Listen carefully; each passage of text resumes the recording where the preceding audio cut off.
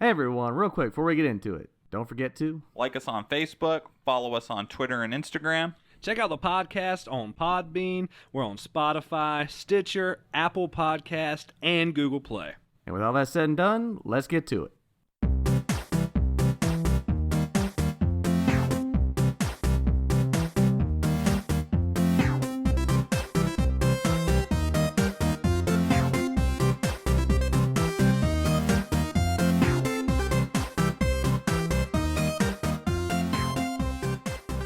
What's up, everybody, and welcome back to episode 120 of the Hella Average Gamescast.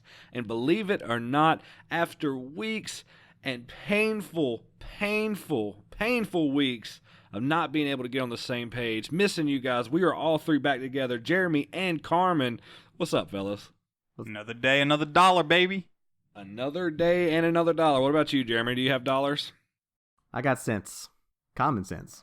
Hey. It's debatable. Yeah.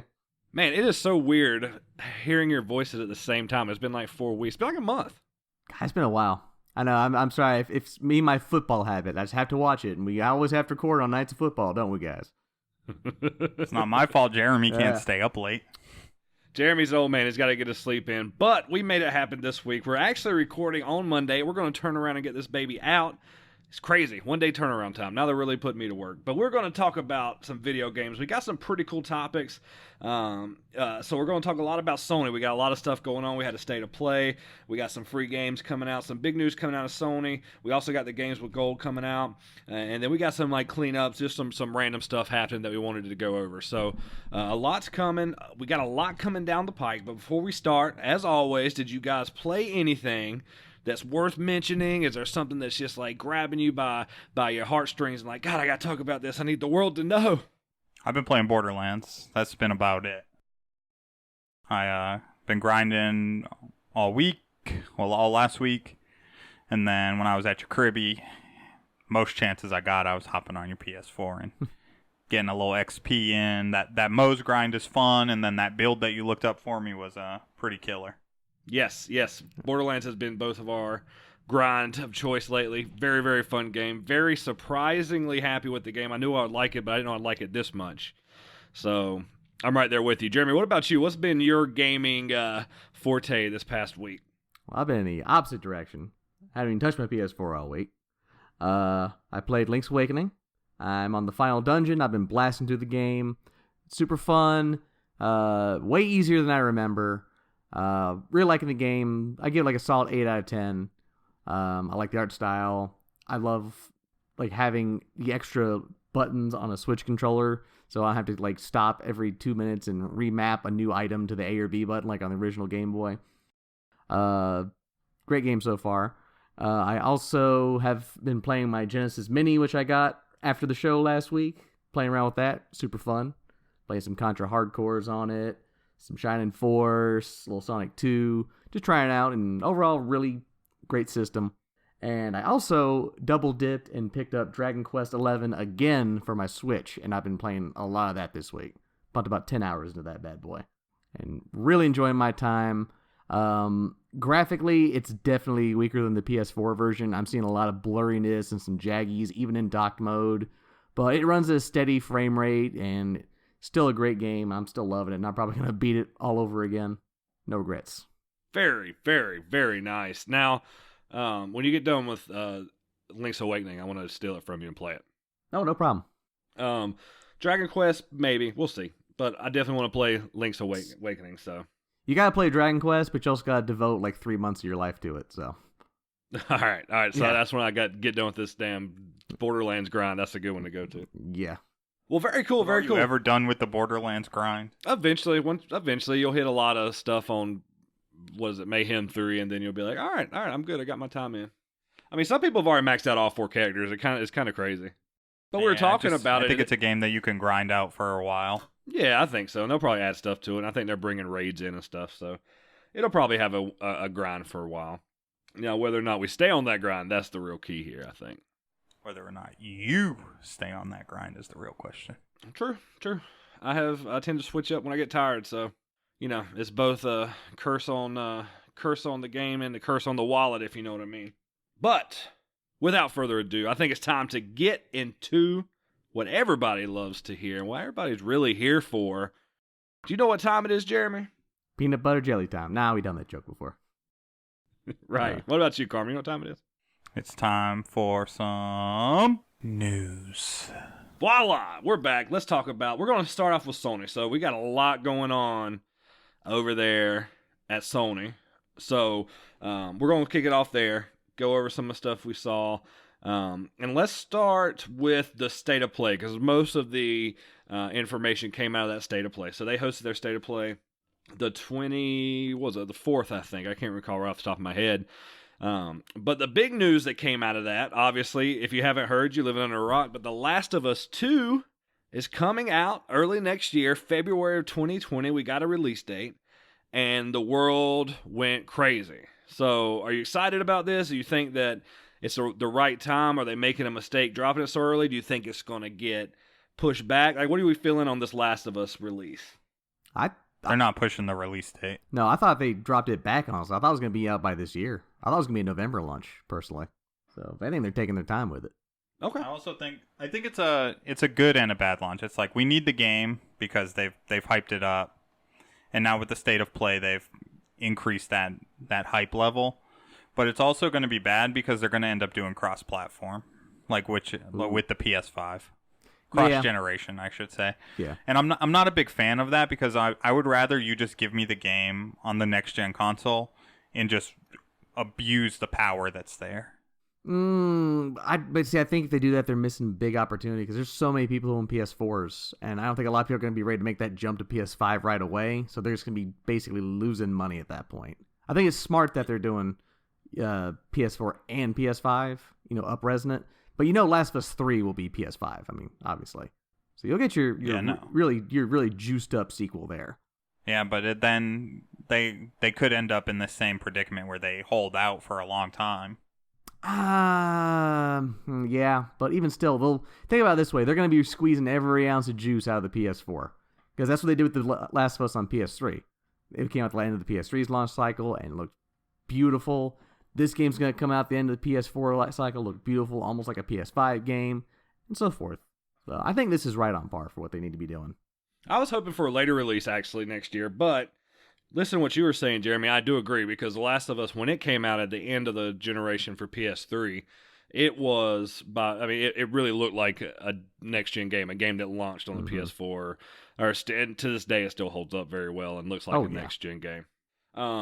The trailer they dropped with it seems really cool. I mean, it's going to give you...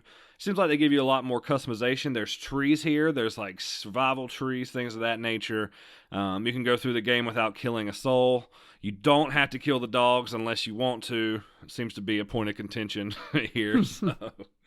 But no, I mean, yeah, if it looks and plays as good as these trailers show, I'm all for it. I mean, Greg Miller, who is probably the biggest Sony fanboy ever in the entire world, said that after he played it, that any other game is going to have trouble beating it out for Game of the Year 2020. So that's a pretty bold statement to say this. I don't know. I can see it because you got to remember Last of Us was Game of the Year when it came out. So this very much could be a contender. But I'm excited. Yeah. I'm excited too. Like I liked everything I saw. If I have any gripe at all, I would say, and this will have to wait to be seen, but I think the story doesn't look as interesting as the last game. Because I love Joel's like story of redemption and, like he finds an Ellie and so forth. And from what I've seen, this is kind of just like a generic revenge thing where Ellie's just trying to avenge the murder of her girlfriend. And I'm hoping they really do some stuff to like spice it up, maybe do some twists and whatnot. And it's, just not just, they killed my girlfriend, I'm going to go kill them now. I hope, and I feel like it's not going to be that one-dimensional. I agree. There's a part of me that's nagging. It's just like, God, please don't be like this. But they did such a good job with Last of Us 1's story. I'm really believe that this story will also knock it out of the park. They're holding some stuff back, obviously. There's going to be some mega twist at the end or some shit, Yeah, I agree. What are your thoughts, Carmen? Do you think that we're going to get the high-caliber game like they're saying, or do you think it's going to be a miss? No, I think the game is going to slap, like, without a doubt. I don't think that there's going to be much contention. Like, we go back to saying, like, okay, well, Greg Miller thinks that this is possibly game of the year. Like, who's competing at the end of the generation knowing that things are that the whole landscape changes? I don't expect that many high caliber games in 2020. Really? Well, we got that. We got Final Fantasy VII Remake that we know of. I'm sure there's going to be some other big bombs coming too. I'm sure Nintendo's got some stuff down the pipe. Yeah, but it's like we're due for just a few. I don't expect a lot of competition. I don't know, man. I mean, part of me agrees with you, but other part of me is like, we've just had so many, like, the last few years just been killer. And I think it's going to keep on going. I hope it keeps on going, I should say. It'll be interesting. It's kind of hard to talk about 2020 Game of the Year. We haven't made it to 2019 yet. So this will obviously be a contender. But, you know, the only hurdle they got to get over now, we know the kind of product they can put out. They've just got to make sure they give us a story, because we know the gameplay and the graphics are going to be there. Make sure that story has some depth to it and is more than a one-dimensional story. And I think they'll hit just like they did with the first one. I'll tell you what, though, it's probably not going to be my game of the year, just because, for the simple fact, Final Fantasy VII comes out that same year. If not for that, yes, it probably would be. Yes, we can go ahead and lock you in for Final Fantasy VII Game of the Year. Going along with that, so the next cool thing that I like, you know, and we've talked about it a little bit, they announced that there is actually a demo coming out for MediEvil, the remaster of MediEvil. So that's pretty cool. It's actually out right now. So go, you know, if you got the PlayStation, go grab it. I believe that it's going to be out until launch. So I think you can play it until the game comes out. I'm excited for that game. I can't wait to play it.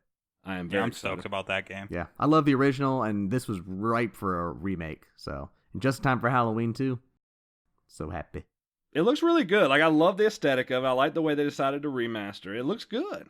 You know, and I just got a $50 gift card today in the mail. So, guess I might. Hashtag pre-order. Yeah, exactly. Yeah. Very cool. So go check it out. That, like I said, that should be fun. We're very stoked about it. If you haven't seen it, go check it out. It's an old PS2 game that they're remastering. Looks super cool. Great aesthetic, and it's going to be really fun. Very excited about it. Next, this was cool, and I wanted to mention, there's a lot more stuff that kind of happened in State of Play. We're just kind of touching on the main points. But Civilization 6 is coming to consoles, and the only reason I thought it would be cool to mention that was because, to my knowledge, this is the first time that Civ has came to console in at least a very long time. I'm sure there have been some in the past. I don't know, but this having a RTS game like Civilization come to consoles is pretty cool. So that's kind of exciting if you're even, you know, if you're into that RTS genre. This would be this game was very highly touted when it dropped on PC, so this could scratch that itch on consoles, which I think is lacking in the real-time strategy department. Oh yeah. Well, the consoles have Tropico. I don't know. What's Tropico? Which is just like Civ. Yeah, It's the same type of game. yeah, but from what I understand, it's like Tropico It's Civ Light, but yeah, it's to Civ what Mega Bloks is to Legos. It's not the same okay. thing. I'm looking at yeah. I have heard of that. I just wonder. I'm going down the Google rabbit hole here, so bear with me. But like, is there really a push here for like real time strategy has usually really been a PC thing. Like, I don't know how much consoles are, claiming for that, but I guess it's some money will be made from it, you know. Well, I mean, it definitely has its fan base, but I think it's mostly on PC just because you need that mouse keyboard interface. You know, it's harder to get more accurate with a controller. You know, trying to move the little sticks around and whatnot to get the cursor just right. You really want that mouse precision. That's probably why there's not so many. But I mean, there's definitely the crowd for it, the fan base for it. But they tend to stick to PC for obvious reasons. I love real-time strategy games. Very cool. That's some of the articles I've seen. They're talking about how it's going to transfer to a controller, but it's pretty cool. It's coming out November 22nd this year. So go check it out. I don't know. It depends on... I don't know if I'm into it. We'll see. Still piqued my interest, though, so I figure we need to talk about it. Probably I don't know, this and Last of Us probably go side by side, but we got some new Death Stranding info. So first up, Death Stranding has gone gold. Production is over. It's a wrap. They've got the master copy. It is gold. So that's exciting, but they also dropped a Death Stranding PS4 edition, of course, because why not? Yep. Looks super dope. I like the controller. You guys were not so fond of the controller. It's like a translucent yellow controller. Doesn't have a baby in it. I got fooled. Yeah, that animation got you, dog. I got fooled by Photoshop, but it's cool. I'll take my L on that one. What do you guys think about this one? Did you like the look of it? I mean, I thought it looked pretty dope, and for what it is, it's just like Death Stranding with like the painted lines coming down. But I dig it, and I really like that controller. I think it just looks okay. I'm not really digging it. It doesn't scream Death Stranding to me. The color, like the controller, just like a yellow translucent controller, and the console, it just has like generic handprints on it. I mean, I'm sure in context it might mean more, but to me, it just looks all right. Not terrible, not the worst one they've done, but nothing I would sell my PS4 for to get. Definitely no Spider-Man PS4. No. Yeah, I think it looks. not. I think this one looks really great. I don't think it's the best looking PS4. I would definitely put it in my top 5 of game specific consoles. It fits the aesthetic. And like the white and the black actually look really good offset with the Death Stranding on the front, the handprint that they keep showing. And then even though I'm not a fan of the controller, it's to resemble obviously that little embryo thing that the baby's living in. So I think they did their thing. You know what would have been cool is if instead of just doing just translucent yellow, they could have found some way to make it look like there's like a fluid in there. Just like that could have been pretty cool. That would have been neat. I really like that. Then we run the risk of like having a Bethesda issue. Coming soon. Spoiler alert. Stay tuned. But yeah, good. I'm glad you liked it. To each their own. I know that we tend to agree on the aesthetics of things, but for some reason that controller, I was like, man, I like that. Maybe it's just because I like translucent, but because you're like having like flashbacks to the early '90s when like translucent was everything. Get those Mad Catz controllers, man. Yeah, if you had a translucent controller, like you were in, like you made it at that point. I got a translucent white right now. Looking at it, everyone has had a translucent controller at some point in their life. Yeah, if you had a 64, it was very likely that you had a translucent controller. I think only one I had a PS2 one. It was blue. That was my first translucent, I think. I had the atomic purple translucent N64. No, I had. Same. You're right. I had a translucent 64 controller. I still got it. Because remember, you were talking about how crisp them joysticks were. Yeah, dude, that joystick is so crispy. Yeah.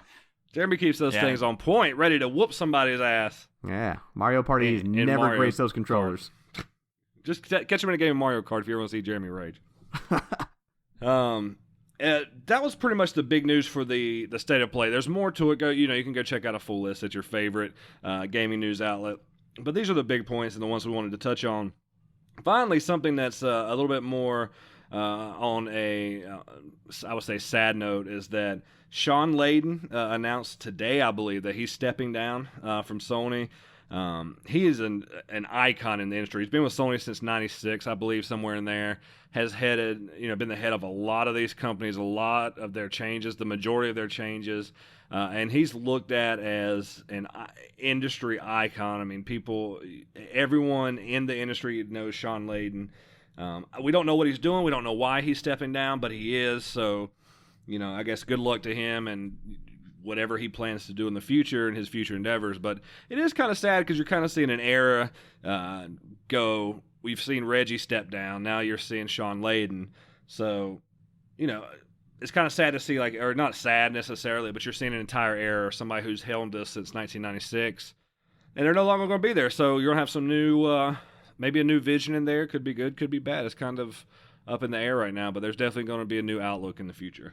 And we'll have to see somebody new be awkward as hell on the E3 stage every year, because none of those guys are good at it. Yeah, no, they're all very socially awkward. Or at the Game Awards when they were doing that, like, oh, we're all banding together to play nice. Like, it was like overly scripted and everybody was like super robotic. So yeah, somebody else gets to suffer through these things. I think it's going to be a good move if you make change. You're bound to see some success. If the person that replaces him isn't working out, I'm sure Sony will just chop their head off. No problem. No questions asked, and get somebody in there that's going to do the job right. Hats off to Shawn Layden. I mean, he's seen great games through the years, and wow. I mean, he's had a career that he can brag about. I mean, he's helped build Sony to what it is now. I mean, insane. So hats off, Jeremy. Pour White Claw out for a homie, okay? I got 2 left. He gets both of them. All right, so that's really the most of the PlayStation Sony news we got. Let's kick it over into the free games. We'll start with Sony. We'll kind of stay on the Sony trend. But PS Plus this month, not this year. God, terrible. Can't even speak. Last of Us Remastered. No surprise there. Want to get it in everybody's hands, so they're getting excited for Last of Us 2. And MLB The Show 2019. 2 big hitters, 2 AAA titles. And Sony has been bringing 2 exclusives. Mm-hmm. 2 exclusives. They've been bringing it really hard the last couple of months. Yeah, they did their thing with this one. Obviously, The Last of Us Remaster is to sell copies of the new game when it drops and to get everybody all hyped back up and ready to go. And then MLB The Show 19 obviously is a 1 year back title in the sports games, but I've heard nothing but great things out of it, and I'll be downloading it just to where I have another sports game in the library for when people come over. Very nice, very nice. Jeremy, do you already have Last of Us? Yeah, I bought it physically, and then I got a digital copy and gave it to you. That's right. Yeah. And I got it again when it was free before. See? So we've had it multiple times. Yep, I've beat it twice actually. It's a really good game. Yeah, I beat it once on the PS3 and again on the PS4. So I've technically beat it twice. Very nice, very nice. Yes, So yeah. big lineup from Sony. Not so much for Microsoft. For Microsoft, we've got coming out Timbo, the Badass Elephant. Never heard of this game. I actually looked it up. It seems kind of fun. It does look kind of cool. But that's followed up by Friday the 13th, which is actually a fun game. It was free on the PlayStation a little while back, but it's definitely a fun game. If you remember the Disney movie Bolt, that game is coming out. And then Ninja Gaiden 3 Razor's Edge. All of these are available, of course, on the Xbox One. And the last 2 mentioned are Xbox 360 as well. That Ninja Gaiden 3 was not great. I actually never played it. Didn't even know it existed, to be quite honest with you. I love the first 2. The third one was just rough. Just really rough. Was it done by the same studio and everything? It was, but they jacked up the games were already difficult, but they jacked up the difficulty to unfair difficulty to where it's nearly impossible to beat without cheating. Right. And it's super dark, like really hard to see. Like turn that not bright, like dark as in the as story, in, like dark. No. Dark as in like turn that brightness up, boy, because you can't see nothing. They should have utilized that ray tracing. Seriously. I don't even know what it is, but it's super cool when I see it. Like, so, just do the thing and it looks that awesome. I'm good with it. That's it. Let's do some housekeeping, quote unquote, if you will. We got some stuff to talk about. Just cool things that we wanted to mention and go over. The first of which, Fallout 76. Ooh. Oh, just those words alone get me just going. We used to have the Nintendo corner. Now we need to come up with something for the Bethesda corner. It's not even the Bethesda corner. It's literally this game. Like this one game is like the Black Cloud, the curse of Bethesda. I don't understand it. So here's the new thing. They released these Fallout 76 helmets with the whatever their legendary edition was. Power armor. Yep. Well, now they're being recalled because they're having mold issues. Bum, bum, bum. These things have been out a year or something and moldy. Bro, what in the world? Where is your quality control? Where is your testing? Where is your just common sense? Bethesda, wake up. Bethesda's going to send out a mass email. We are so sorry for this lack of quality control. To get your replacement helmet, please package up your helmet and send it back with $29.95. You will receive it in 4 to 6 months, if you're lucky. And also, here's $5 worth of atoms of in-game currency. If you complain, you will be banned. Please stay tuned for the next dumpster fire that this game just craps out. My God. Please write it. You have to write an essay. Write a 45-page essay, and then you can get 2 helmets. Yeah. Like, it's a beautiful train wreck that just keeps exploding and more just crazy crap just keeps piling on. I love it. I mean, I'm seriously, it gets to the point now where I love this. I love this game just for all the just garbage that has come out of it. It's amazing. It just sounds fake at this point. Like, it sounds like we're making it up. Like, it really does. It has to be seen to believe, you know? So, on a serious note, if you've not heard that and you're now listening to this show, your Fallout 76 helmet or power armor has been recalled. So, Might need to look in. Yeah, like you got mold in stop there. wearing it. Don't eat that green fuzzy stuff inside. That is not candy. All of a sudden, it comes to light that they know these things, like one report, and then, oh man, well, yeah, there was a little leak in the ceiling where those things were processing through. We just thought, it'll dry out in the box, with all the heat in the UPS truck and all that moisture inside. It's a breeding ground. Man, I think, are we being too hard on Bethesda? I mean, they're just a little rinky-dink startup company. They have no experience whatsoever. They've only just started the video game business. Yeah, come on, guys. Can't be so harsh on them. Yeah, except they have one of the heaviest hitters in the game. Yes. Like, there's no excuse. Like, there's none. There is none. I mean, there really isn't. So, I mean, me being a huge fan of them, like, you can't even help but at this point you're just laughing. Oh yeah, it's hilarious. I feel bad for the Power Armor Edition people, but just because they'll never get a replacement. No, these helmets are just done at this point. Yeah, Dunsky Doodle. That's it. They'll send you another helmet made out of nylon bags. That's what I was thinking. It's going to be made out of like styrofoam at this point. Yeah. Jeez. It's just a cardboard cutout with two little eye holes punched out. You had to punch them out yourself. Oh, Bethesda. Let's see what the next train wreck is. But not quite as bad of a train wreck, but still pretty bad. We could talk about the Mario Kart Tour launch. It launched, and the day it launched, the servers got overcrowded. You couldn't get in. I mean, not a huge deal, but nah. Apparently, it looks good. It plays good, but there's a lot going on with these microtransactions, and overall, it's got some issues there. I think game-wise, we're looking at a very solid, just a fine game, but there's some issues with how you purchase stuff, what has to be purchased, things of that nature. So that's really getting to a lot of people. Yeah, like graphic-wise, it looks fantastic, actually. Like, I'm surprised it's a mobile phone game. It looks so good. And I've heard control-wise, it's fine, too. But it's like I said, it's the microtransactions. It's what they call the Gold Pass, where it's $5 a month. And that's just to get 200cc, which, come on, man, that's just bullcrap right there. Like that, and I've heard it's just it's actually gotten to the point where it's kind of pay to win with the microtransactions. So like even Nintendo fans are not happy with that. It's just getting to the Nintendo greediness at this point. I mean, it's again not the worst thing in the world, but this is probably not. This is not what fans want to see from Nintendo. They would have been better off just kind of doing more with the Mario Run option, where maybe just release like a free demo. You can race around a couple tracks and all that stuff, and then if you like it, pay $10 and get the actual game.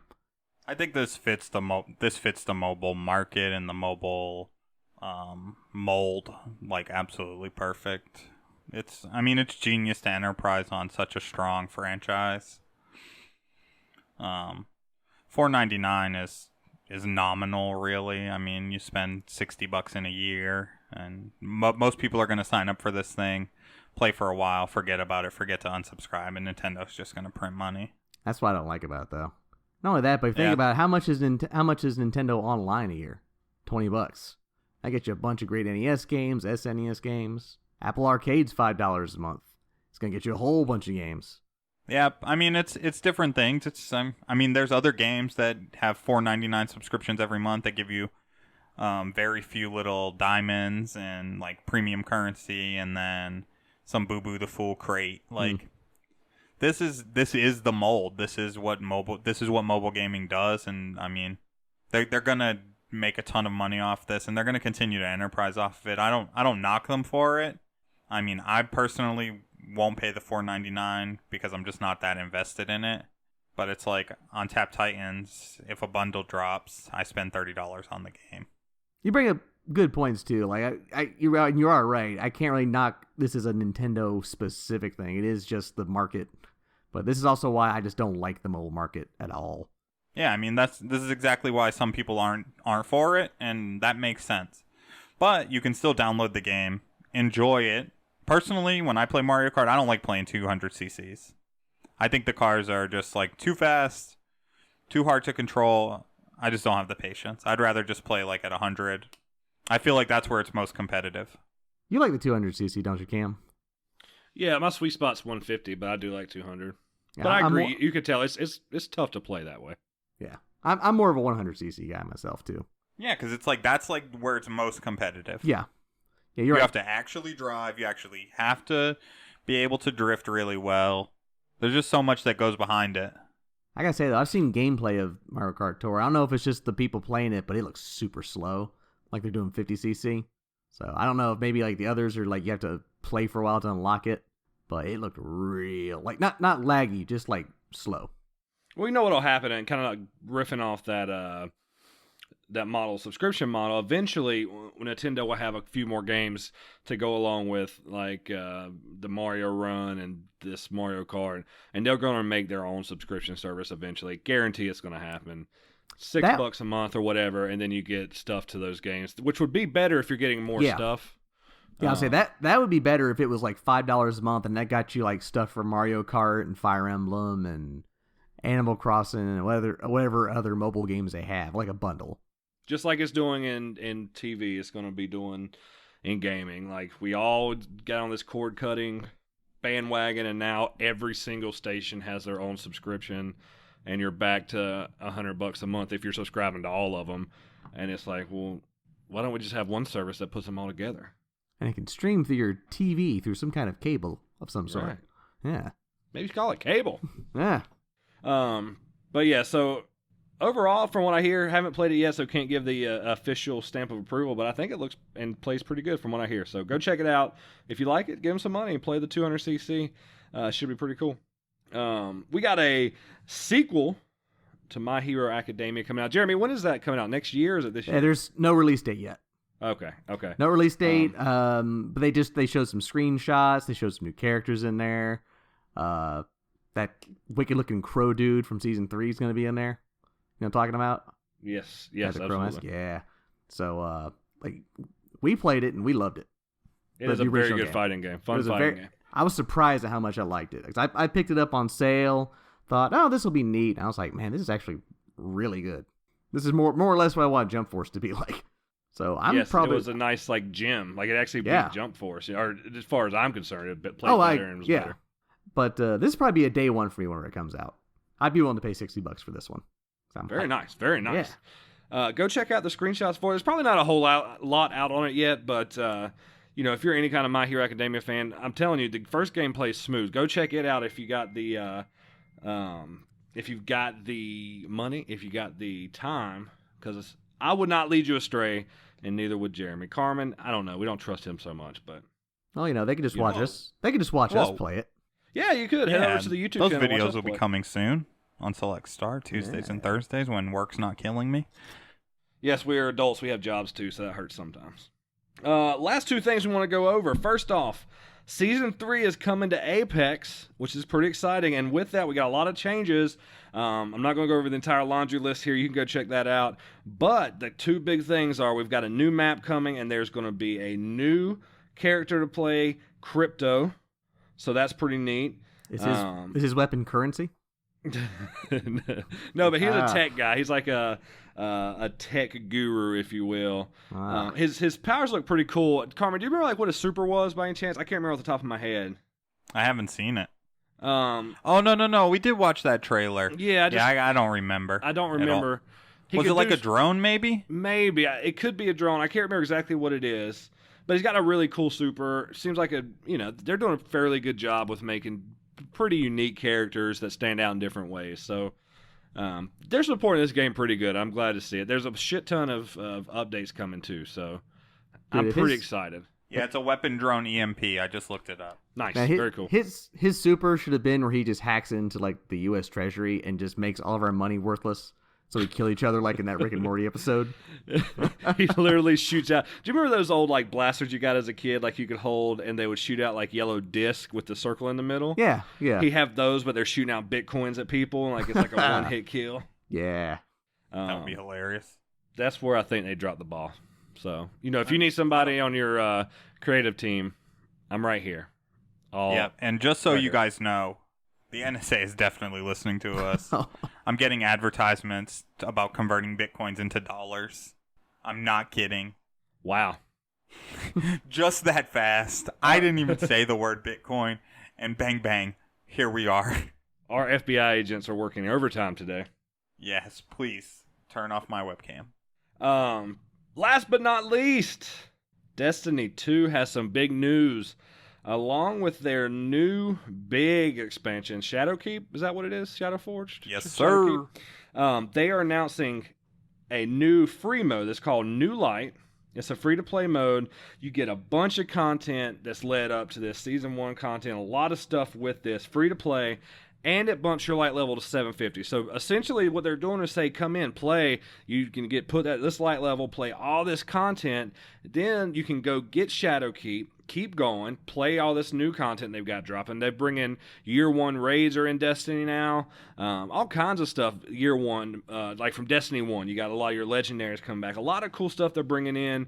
Gambit Prime was a fun mode. Carmen was playing that a lot. So, but what Bungie is doing with Destiny is pretty awesome. I'm really excited. I'm going to be jumping back in when Stadia launches. So really stoked to see what they're doing. Yeah, I think this is cool. I know a lot of people are probably going to feel snubbed that they're just bumping people's light level to max after other people have grinded out, but it's the name of the game to try to revitalize this franchise and to breathe new light into it, and apparently Shadowkeep is going to do that. I have full faith in Bungie. I think they make great games. I think they've done well with Destiny. And now that they don't have interference from Activision, I think that they're going to really set this game on a path to greatness. Yeah, I agree. It's the same model. Like, I know you guys didn't really play like MMOs back in the day, but I played like EverQuest and World of Warcraft. It's the same model they do, because eventually the barrier to entry, if you just keep giving expansions, the barrier to entry is almost impossible. I mean, it's too hard for somebody to come in and just start from scratch when there's 10 years worth of content, right? So they have to figure out ways to do this, and that's what they do.